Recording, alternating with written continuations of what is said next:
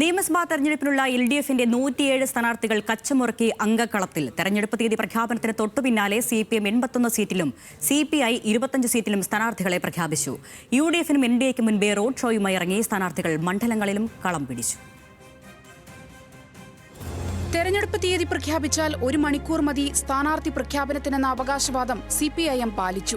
5 മണിക്ക് AKG സെന്ററിൽ സംസ്ഥാന സെക്രട്ടറി MV ഗോവിന്ദൻ പൊതുസ്വതന്ത്രർ അടക്കം CPIMന്റെ 81 സ്ഥാനാർത്ഥികളെ പ്രഖ്യാപിച്ചു. തികച്ചും ജനാധിപത്യ രീതിയിലാണ് CPIM സ്ഥാനാർത്ഥികളെ നിശ്ചയിച്ചത്. ജില്ലാ സെക്രട്ടേറിയറ്റ് ചർച്ച ചെയ്ത് തയ്യാറാക്കിയ സാധ്യതാ പട്ടിക സംസ്ഥാന സെക്രട്ടേറിയറ്റും സംസ്ഥാന കമ്മിറ്റിയും വിശകലനം ചെയ്ത് പ്രാഥമിക പട്ടിക തയ്യാറാക്കി. ഈ പട്ടിക ജില്ലാ സെക്രട്ടേറിയറ്റും ജില്ലാ കമ്മിറ്റിയും മണ്ഡലം കമ്മിറ്റികളിലും ചർച്ച ചെയ്ത് ഇതിനുശേഷം ലഭിച്ച നിർദ്ദേശങ്ങൾ ക്രോഡീകരിച്ചാണ് സംസ്ഥാന കമ്മിറ്റി അന്തിമ പട്ടികയ്ക്ക് രൂപം നൽകിയത്. ഇനി സ്വതന്ത്രന്മാരായിട്ട് 5 സീറ്റ് കൂടി പ്രഖ്യാപിക്കാനുണ്ട്. ആ പ്രഖ്യാപിക്കുന്നതോടുകൂടി ഞങ്ങളുടെ മത്സരിക്കുന്ന എല്ലാ സീറ്റും പൂർണ്ണമാവും. CPIM പോളിറ്റ് ബ്യൂറോയിൽ നിന്ന് പിണറായി വിജയൻ, സെക്രട്ടേറിയറ്റിൽ നിന്ന് 9 പേർ, മന്ത്രിസഭയിൽ നിന്ന് 9 പേർ, കഴിഞ്ഞവട്ടം മത്സരിച്ച 56 പേർ എന്നിങ്ങനെ 75 പേർ പാർട്ടി ചിഹ്നത്തിൽ ജനവിധി തേടും.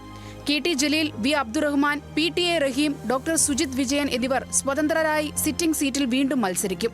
പാലക്കാട്, കൊണ്ടോട്ടി, കോട്ടക്കൽ, കൊടുവള്ളി, തിരൂർ മണ്ഡലങ്ങളിലെ സ്വതന്ത്ര സ്ഥാനാർത്ഥികളെ പിന്നീട് പ്രഖ്യാപിക്കും. പാലക്കാട് P സരിനെ പരിഗണിച്ചിരുന്നെങ്കിലും സ്വതന്ത്രനെ നിർത്താൻ ഒടുവിൽ CPIM തീരുമാനിച്ചു. സ്ഥാനാർത്ഥി പ്രഖ്യാപനത്തിന് CPIക്കും കാലതാമസമുണ്ടായില്ല. കഴിഞ്ഞവട്ടം മത്സരിച്ച 25ഇടത്തും പ്രഖ്യാപനം. കമ്മ്യൂണിസ്റ്റ് പാർട്ടിയുടെ സ്ഥാനാർത്ഥികൾ LDFന്റെ സ്ഥാനാർത്ഥികളായി 25 പേർ രംഗത്തുണ്ടായിരിക്കും. ഈ 25 പേർ LDFന്റെ എല്ലാ പാർട്ടികളുടെയും പ്രവർത്തകരുടെ കൂടെ തിരഞ്ഞെടുപ്പ് രംഗത്ത് ഔദ്യോഗികമായി തന്നെ ഈ നിമിഷം മുതൽ രംഗത്തുണ്ടാകും.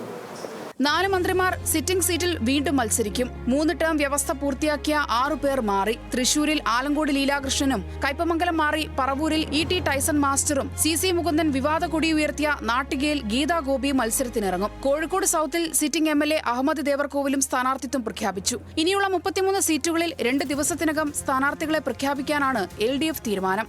സ്ഥാനാർത്ഥി പ്രഖ്യാപനത്തിന് പിന്നാലെ ഇടത് സ്ഥാനാർത്ഥികൾ പ്രചാരണം തുടങ്ങി. നേരിട്ട് വോട്ട് അഭ്യർത്ഥിച്ചും റോഡ് ഷോ നടത്തിയും സ്ഥാനാർത്ഥികൾ സജീവമായി.